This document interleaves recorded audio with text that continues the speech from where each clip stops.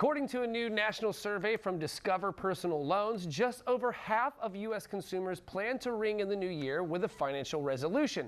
However, nearly all Americans anticipate challenges that may make it difficult to achieve their 2025 financial goals. Joining us today to share more on Discover's latest survey results and his top tips for setting and achieving your financial goals in 2025 is Dan Nickley, Vice President at Discover Personal Loans. Thank you so very much for joining us today, Dan. We really appreciate your time. So can you tell us more about this new survey from Discover Personal Loans and what you found to be most surprising or interesting? Yeah, thanks for having me. Part of Discover's mission is to help customers spend smarter and manage debt better, so we issued a survey to a little over 2,000 Americans to see how they plan to set themselves up for success in 2025 by setting financial New Year's resolutions. And about half of our respondents said that's exactly what they plan to do, to set a goal. 42% of them said they plan to save more, which is great to hear. That was the top goal that people set for themselves, followed by earning more, spending less, and paying down debt. Now, not everyone is a fan of New Year's resolutions. A third of our respondents said they don't believe in New Year's resolutions for any reason, but it's not necessarily a negative thing. They said that they had success in 2024 and they just plan to stick with those same habits in 2025. One thing that I found really motivating was that a quarter of our survey respondents said they set a budget last year, they stuck to it, and as a result, they accomplished their financial goals, but they also feel like they could weather more of a storm in 2025. Gotcha. So for some folks, if it's broke, if it's not broke, don't fix it, so to speak, right? So what are the top challenges that Americans anticipate will make it difficult to stick to their 2025 financial resolutions? And what are your tips for keeping those goals on track?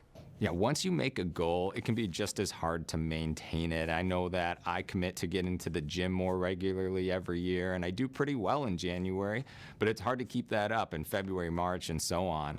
And so I know I'm going to have more of a chance at success if I write down a commitment to myself. The same is true for financial goals. You need to write down a budget.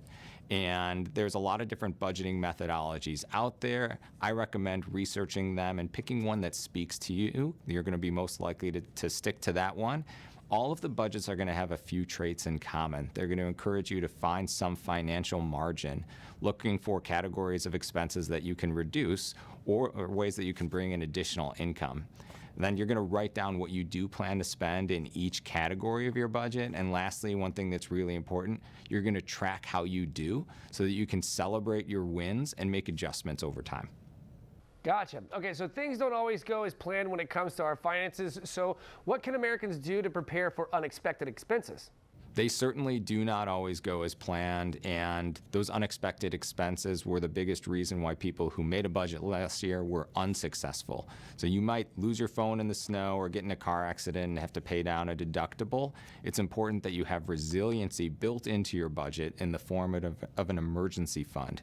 An emergency fund is money you're going to put typically in a high-yield savings account, and you can turn to that pool of money should something arise. It would prevent you from dipping into other categories of your spending. Okay, so what about the worst case scenario? Like if you find yourself with a big expense that you weren't financially prepared for? Having a fully funded emergency fund for every expense can be easier said than done. Sometimes you get hit with unexpected expenses back to back, or you just didn't have enough time to build up that emergency fund to the level you wanted. And so there are other options. One option is a personal loan. If you need to pursue a personal loan, you want to look for a lender that offers competitive rates, does not charge origination fees, does not charge prepayment penalties, and has a history of great customer service.